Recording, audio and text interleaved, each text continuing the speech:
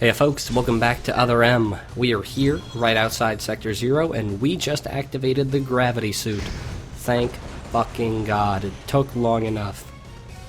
So now that we have the gravity suit, we can manage ourselves in high gravity and in water, and that allows us to have this very underwhelming escape sequence. It's very flashy, but since there are no obstacles worth talking about, and there's no timer to make us feel any tension, it's a really, really boring escape sequence.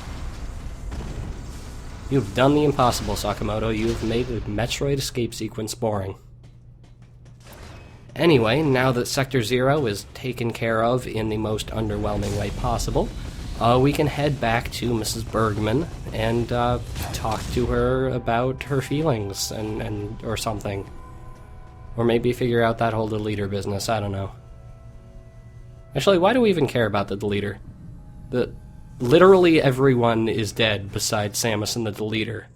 So here it would just be kind of a personal vendetta, but she didn't really have any sort of personal connection to any of the people that the deleter killed. Anthony was killed by Ridley, and Adam killed himself, basically. But anyway, I have one other thing to complain about before I complain about the deleter. It's the reuse of a boss fight from, what, 10 minutes ago? No, the cutscene was 10 minutes, 15 minutes ago. It's time to fight Nightmare again. As you can see, Nightmare, we've broken his faceplate thing. So now his fleshy under face is vulnerable. And also, since we have the gravity suit, our body is no longer affected by the effects of gravity. Missiles still are, but it makes our dodging his attacks very much easier. Now, they wanted to have a fight with Nightmare's fleshy form, because they had a fight with his fleshy form in Fusion. Except the thing is, in Fusion, it was horrifying. Because as you broke his face, 1, changed color, and 2, melted out of his skull. Here, nothing of the sort happens. It's just his face, and it's vulnerable. There's nothing horrific or scary about it, and because it's not a dangerous fight, you don't really feel the same sort of fear, really in any way, as you did in Fusion. When you're being outdone in atmosphere by a Game Boy Advance game, a 2002 Game Boy Advance game, something's wrong.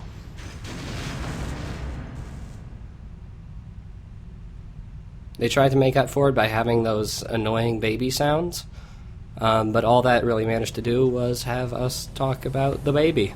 The baby. The baby. Samus is thinking about the baby. Anyway, so the deleter subplot. It's actually already resolved, believe it or not. It was resolved off screen. Well, half screen. It was half on screen. You'll see what I mean in a bit. But anyway, now that we have the gravity feature, we can go through this section without so many problems. We won't be slowed down. We won't be sent to the surface. That's an awful place for a loading time. There's a door right back there. I don't know what the designers were thinking. This wasn't a large room. Whatever. So, guess what we're doing now? Since Sector 0 is taken care of, we need to report back to Mrs. Bergman, and that means that we get to backtrack all the way through both of the areas that we backtracked through in the last episode.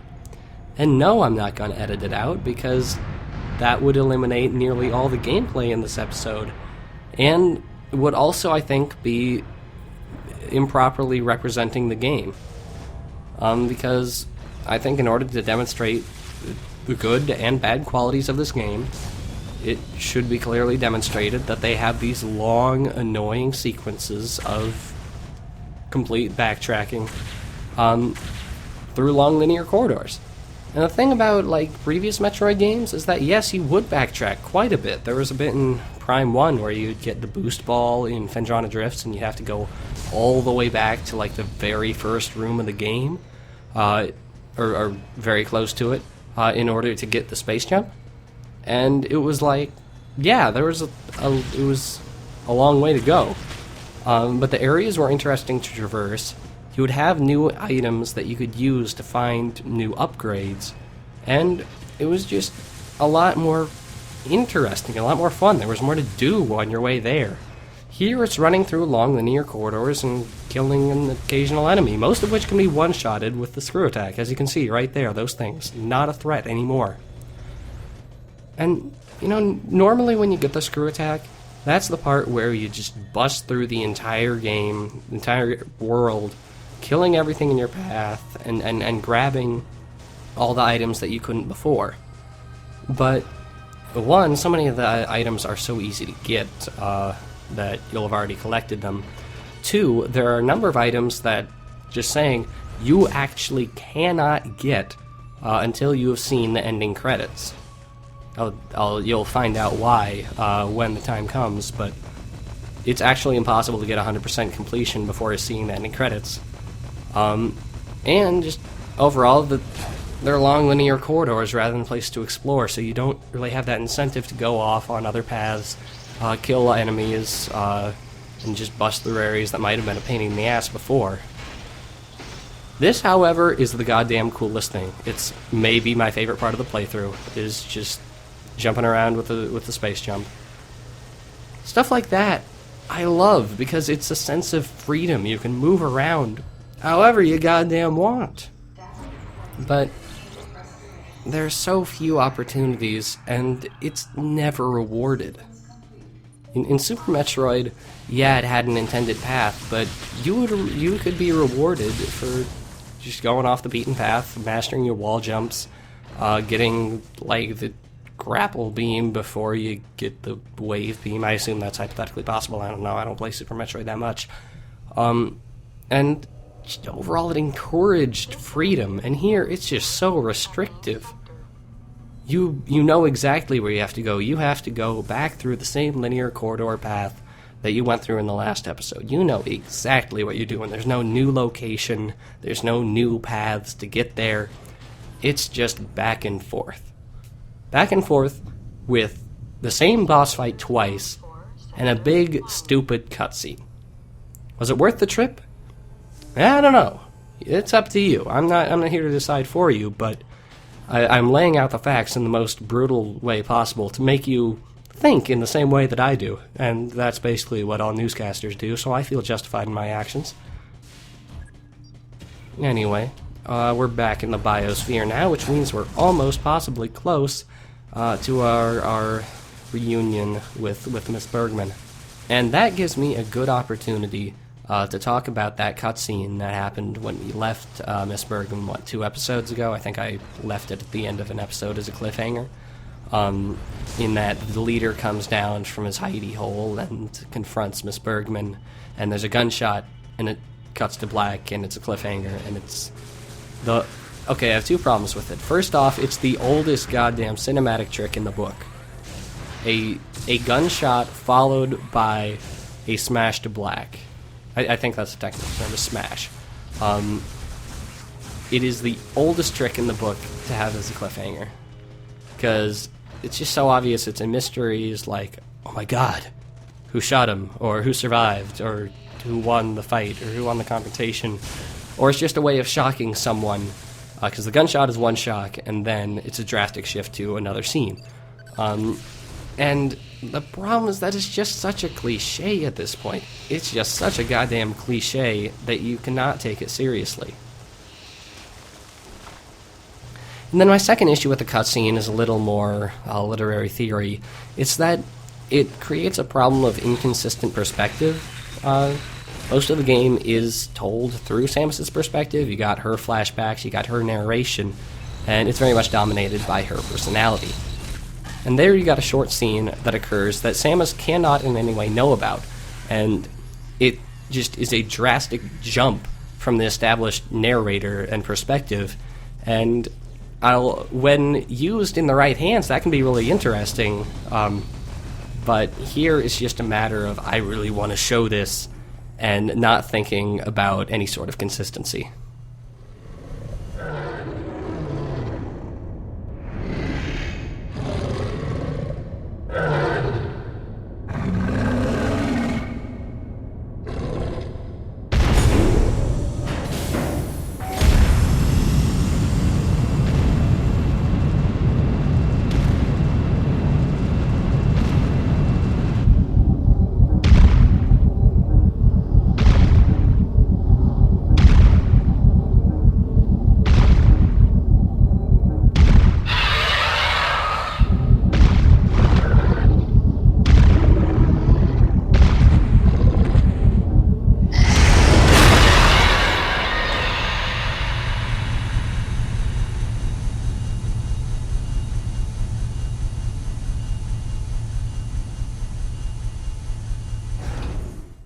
Speaking of cutscenes that break from the established perspective, there you have that cutscene.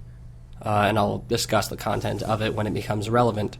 But yeah, there are just a couple times in the game, like Adam getting his earpiece shot off, where it jumps to just a completely omniscient third-person perspective rather than Samus's perspective, and it's jarring and it doesn't jive, and it's not used frequently enough that you consider it an actual alternate perspective. It's just not good storytelling. Anyway, here we got a bunch of linear corridors. There's cool lighting in them, though. And hello, what do we have here? It's the conclusion to that cutscene.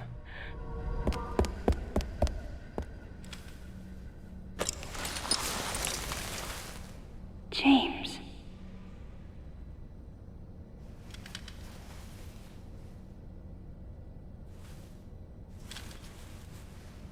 Huh?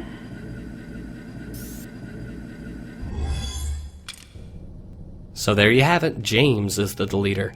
And it's unsatisfactory for a number of reasons. First off, normally with a murder mystery, when you find out the identity of the killer, you can observe their previous actions in the story in a new light, given that they have newfound motivations, and you can see like interesting choices that make sense in both contexts.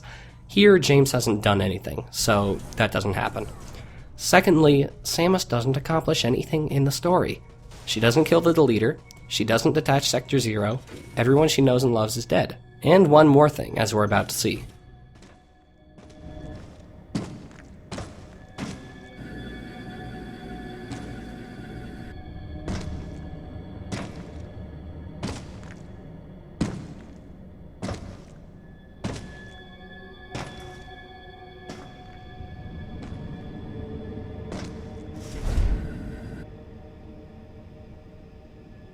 Ridley.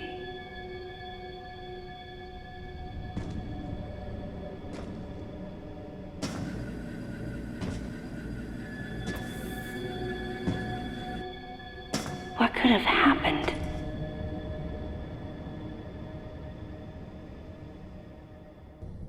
So yeah, there's another thing that we didn't actually accomplish. The one villain that we actually have a personal relationship with, other than Adam, of course, was killed by someone else.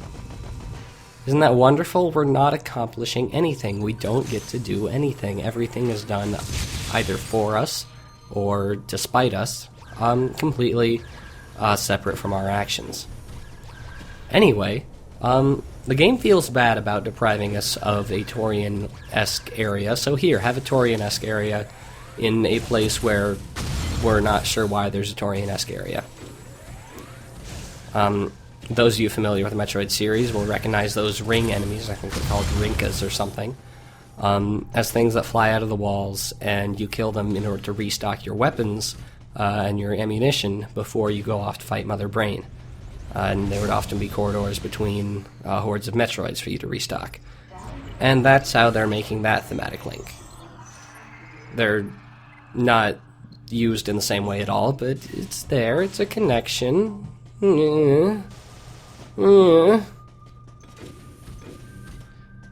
Anyway, where are we here? We have a room MW. What does that mean? I don't know. I don't know what this room is. It looks like there's maybe like storage tanks for specimens or something. I don't know. But hidden in one of these side rooms is a special thing. You wouldn't know that, but there is a special thing hidden. It's a person.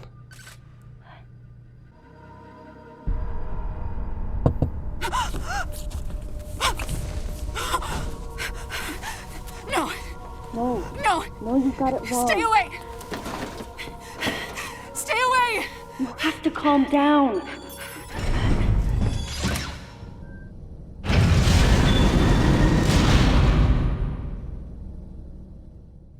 No one ever wants to talk to Samus. Anyway, into this dark, mysterious, and foreboding room. Next time.